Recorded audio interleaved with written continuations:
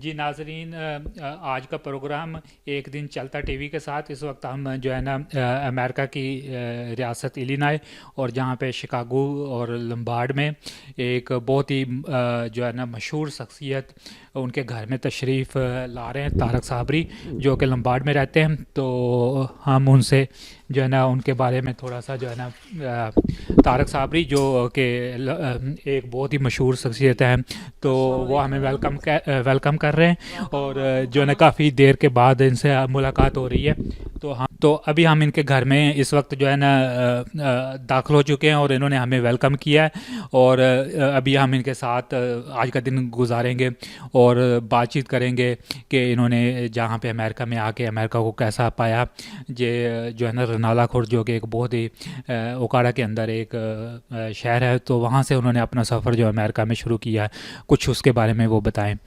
تو جی ابھی ہمیں لیے چلتے ہیں اپنی ڈرائنگ روم کی طرف. جی ناظرین، اس وقت ہم جو ہے نا طارق صابری کے ساتھ موجود ہیں جو کہ لمبارڈ میں، اور انہوں نے امریکہ میں آئے بہت ہی ینگ ایج میں امریکہ میں آئے، اور انہوں نے جہاں پہ جو ہے نا کافی زیادہ لوگوں کے ساتھ ان کا ملنا جلنا بھی ہے، اور اردو بھی بہت اچھی بولتے ہیں. امریکن نیوی کے اندر بھی انہوں نے بہت زیادہ جو ہے نا ایوارڈ حاصل کیے اور کافی سرو کیا امریکن نیوی کو. جو آپریشن ڈیزرٹ اسٹارم ہوا تھا اس میں بھی انہوں نے نمائندگی کی، اور اس کے علاوہ پنجابی بھی بہت اچھی بولتے ہیں.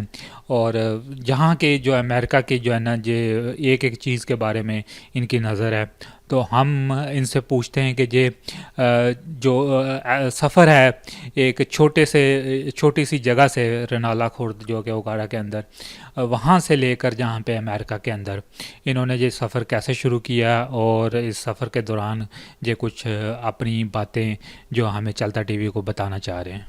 جی السلام علیکم، میں آپ کا بہت شکر گزار ہوں منیر، آپ جو آئے ہیں اتنی دور سے میرا انٹرویو کرنے کے لیے. آپ کا چینل کو دیکھتے رہتے ہیں، بہت اچھا ہے. جی منیر صاحب، میرا اصل میں تعلق پنجاب سے ہے. رنالا خود شہر ہے، پنجاب میں آتا ہے، اوکاڑے کے نزدیک. میں 1984 میں یہاں امریکہ آیا تھا، پوری فیملی میری یہاں شفٹ تھی. تو میں نے یہاں آ کے پڑھا ہے. ہائی اسکول کرنے کے بعد میں یو ایس نیوی میں چلا گیا تھا، وہاں پہ میں نے پڑھا، اپنا کمیشن لیا، وہاں پہ سروس کی. اپنی فرسٹ وار جو ہوئی تھی گولف کی، وہاں گیا. اس کے بعد پھر میں کچھ دیر کے لیے فوج سے باہر آ گیا تھا. پھر جب میں بغیر وردی کے تھا، پھر میں نے اور اپنی تعلیم کو حاصل کیا، 3 ڈگریاں کی ہیں. اس کے بعد پھر میں اب گورنمنٹ کے آفس میں لگا ہوا ہوں، یہاں پہ ڈپارٹمنٹ آف ویٹرن افیئر ہے.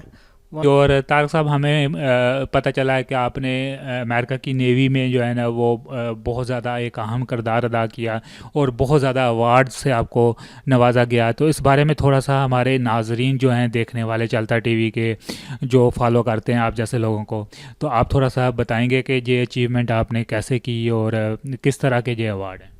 جی اصل میں یہ جو ایوارڈ تھا اس لیے مجھے ملا گیا تھا کیونکہ میں بہت سی دوسری زبانیں بھی جانتا ہوں، بول سکتا ہوں. تو جو پہلی جنگ ہوئی تھی وہ عراق کی جنگ تھی امریکہ کے ساتھ. اس میں مجھے جب ان کو پتہ چلا کہ یہ آدمی 7 زبانیں بول سکتا ہے، تو انہوں نے مجھے نیوی سیلز کے ساتھ انٹر کر دیا تھا. ان کے لیے میں نے کام کیا ٹیم کے ساتھ.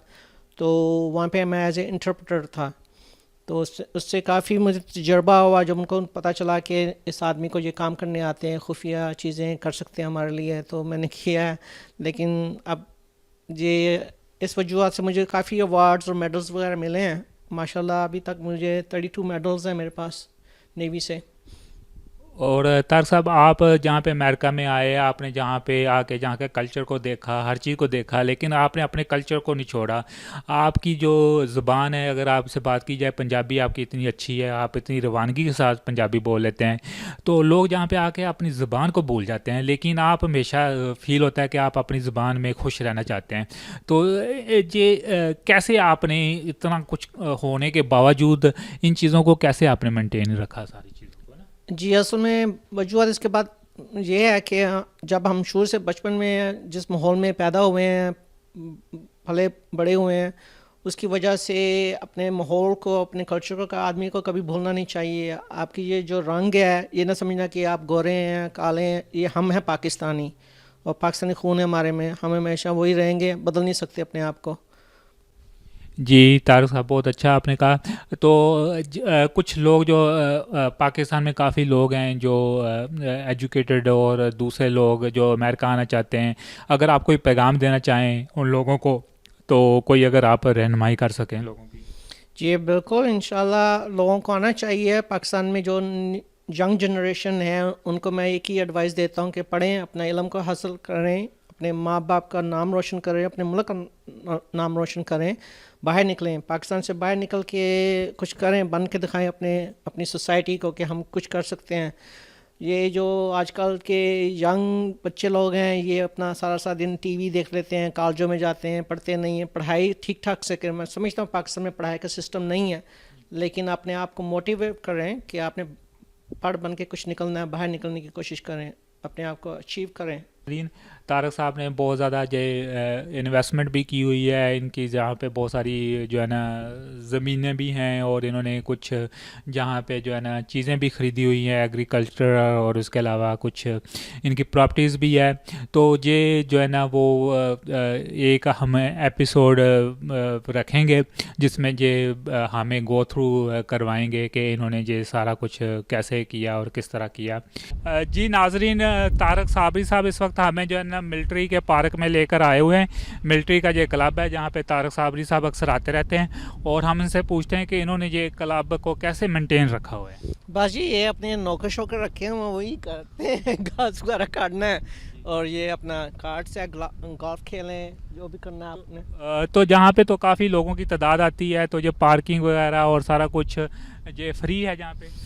جی بالکل, یہ خاص کر کے ہم ملٹری کے لیے فری ہے, اگر کسی اور نے آنا ان کو پے کرنا پڑے گا, کافی ہیوی چارجز ہیں. ہمارا یہ آنر کلب ہے, ہم کسی ٹائم بھی آ سکتے ہیں. اور طارق صابری صاحب آپ تھوڑا سا بتائیں کہ یہ اس کلب کے اندر کیا کیا چیزیں ہیں. آئیں آپ کو لے کے چلتے ہیں. اس کے اندر میڈیا تھیٹر ہے, اس کے اندر اپنا ریسٹورنٹ ہے, کلب ہے, اسموکنگ لانچ ہے, ان کا اپنا میوزیم ہے, آپ کو سب کچھ دکھاتے ہیں. امریکن فلیگ بھی نظر آ رہا ہے, اور یہ جو ملٹری کے کلب کے اندر طارق صابری. جی یہ امریکن فلیگ اور یہاں کی اسٹیٹ کا فلیگ ہے. جی اس وقت طارق صابری صاحب ہمیں جو ہے نا ٹینک دکھا رہے ہیں جو کہ ملٹری کے اس فارم کے اندر لوگوں نے اور ملٹری کے افسران نے ٹینک رکھے ہوئے ہیں, اور بہت زیادہ ٹینک ہیں. تو طارق صابری صاحب ہمیں تھوڑا سا ان ٹینکوں کے بارے میں, یو ایس آرمی کا اوپر جو ہے نا ان کا بیج بھی لگا ہوا ہے, تھوڑا سا بتائیں گے. جی یہ جو پارک ہے اس کے اندر جتنے بھی ٹینک ہیں یہ مختلف وارز کے ایررز کے ٹینکس ہیں. ورلڈ وار 1 سے لے کے ڈیزرٹ اسٹارم کی جنگ تک کے ٹینکس پڑے ہوئے ہیں. پیچھے جو آخری ٹینک آپ کو دکھائی دے رہا ہوگا وہ ڈیزرٹ اسٹارم کا ٹینک ہے, خاکی رنگ کا. باقی یہ ورلڈ وار 1 کے ٹینک ہیں. جی اس وقت طارق صاحب جو ہے نا اپنا جو یہاں پہ ایک صوفہ سیٹ انہوں نے ایک بہت ہی جو ہے پارک اس کے اندر جو ہے نا ملٹری کا پارک ہے وہاں پہ رکھا ہوا ہے, تو ریسٹ کر رہے ہیں. تو ابھی ہم طارق صاحب سے پوچھتے ہیں کہ یہ آپ کیا کر رہے ہیں. جی میں اپنا سستا رہا تھا کیونکہ یہ ہمارا کلب ہے, تو انجوائے کر رہے ہیں. آج بڑا اچھا دن ہے, تھوڑی سی دھوپ نکلی ہوئی ہے, بہت زیادہ ہے, تو آئیں ابھی بیٹھیں. طارق صاحب آپ بتائیں, آپ نے یہ جو صوفہ سیٹ جہاں پہ رکھا ہوا ہے پارک کے اندر, اور کیا یہ آپ نے لوگوں کے بیٹھنے کے لیے رکھا ہوا ہے. بالکل ہاں, اپنے لیے رکھا ہوا, دوستوں کے لیے رکھا ہوا, جو بھی آ کے بیٹھ سکتے ہیں, گپ شپ ہم سے کریں. پاکستان میں ماحول ہوتا ہے نا, حکا رکھتے تھے, یہاں پہ وہ حکا سسٹم نہیں ہے.